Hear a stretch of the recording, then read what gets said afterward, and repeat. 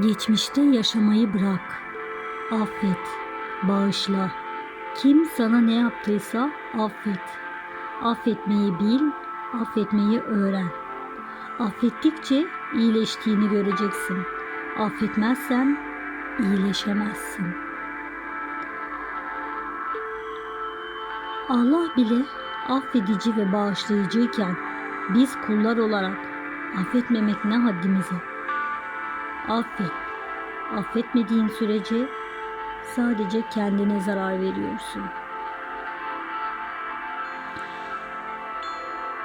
Affet. Kendin için affet.